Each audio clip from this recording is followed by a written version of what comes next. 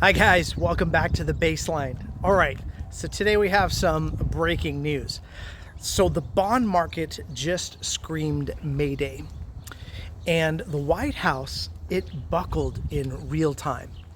And this isn't just a policy shift, it's the most dramatic economic reversal in modern United States history. So 1 week ago, tariffs were the hill to die on. And today, well, the hill's on fire and everyone's rolling back down it. So what happened? What happened behind the scenes? Who really pulled the plug on Trump's plan?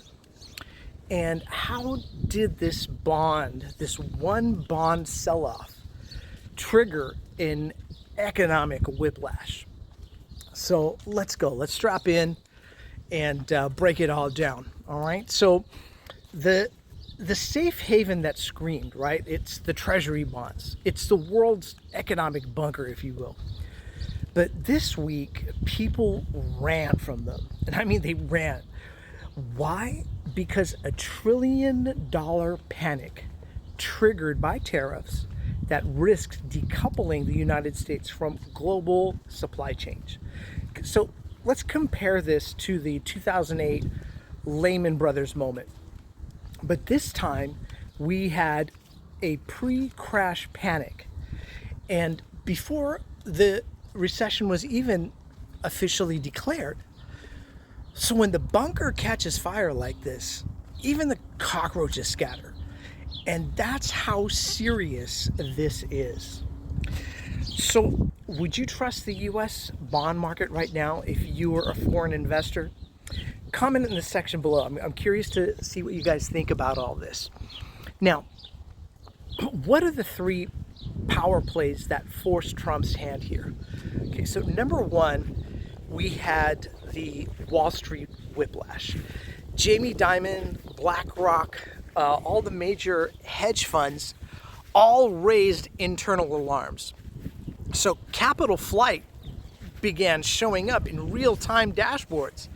And Trump's economic advisors, they really pushed back. But the data it's just undeniable right now.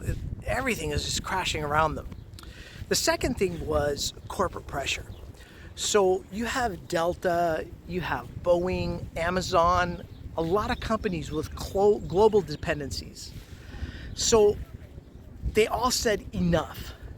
Threats of lobbying, blockades, and campaign financing cuts were made all behind closed doors.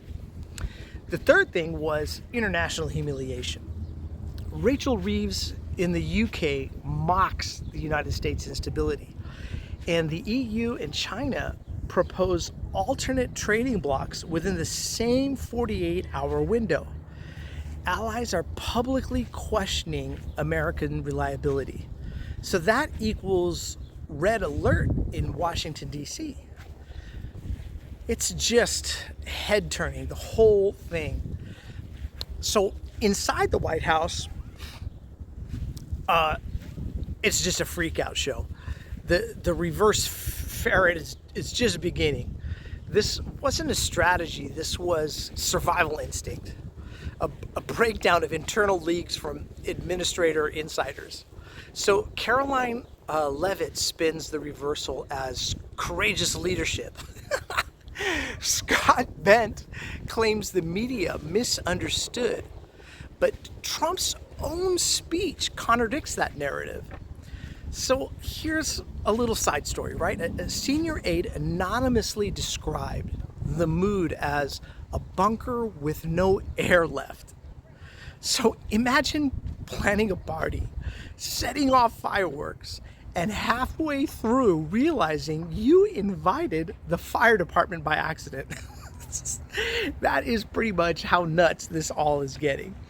So what do you guys think? What's worse, flipping policy mid-crisis or pretending it was all your idea all along? Drop a comment in the section below. I'm curious to see what you guys think. So is there a historical parallel here? America's Liz Truss moment comparison to the UK's 2022 meltdown under Liz Truss. Bond sell-offs, economic chaos, investor mistrust, eerily similar blueprint, right? But here's the key difference. UK had the 1922 committee. The United States Republicans, no mechanism for removal.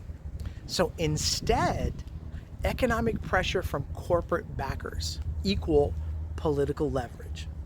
So this is what a silent coup kind of looks like. Not with votes, but with capital withdrawn. So comparing United States bond volatility over the past week versus the UK gilts during the Truss era, you guys can take a look at those charts and kind of see the divergences in all of them. Now, where's the global fallout in all this stuff? Who wins? Who loses? Who panics? What's next? All right, so the winners right now seem to be the UK, for the short term at least, as a new investment safe haven emerges. China's gaining a lot of leverage right now in trade negotiations. And BRICS nations watch for stronger coalition movements in response to the United States' weakness. Now, who are the losers in all this? Well, the United States' global credibility, small American manufacturers, unfortunately, that depend on predictable policy. Now, bond-heavy pension funds and retirement portfolios as well are going to end up being some losers. So this isn't about Trump. This is about a system that just showed the world it can panic harder than any Twitter on Elon Musk day one. And that is such a credibility issue for us. So what do you think benefits most from this American reversal? Let's map out the future and leave it in the comment section below. Now, here's the other aspect of it, is the global psychological fallout, right? We're talking about trust, trauma, and the myth of stability, right? So how is this economic instability going to create societal anxiety? It's going to be really interesting to see how that breaks down. Because the way in trust, like trust between government, institutions, and the public, it's going to be really interesting to see what happens. So here's kind of an interesting little side story, right? A single mother in Ohio moves her 401k to a crypto because she believes it's less volatile than DC. The illusion of competence has officially shattered, right? So people aren't just angry anymore, they're exhausted.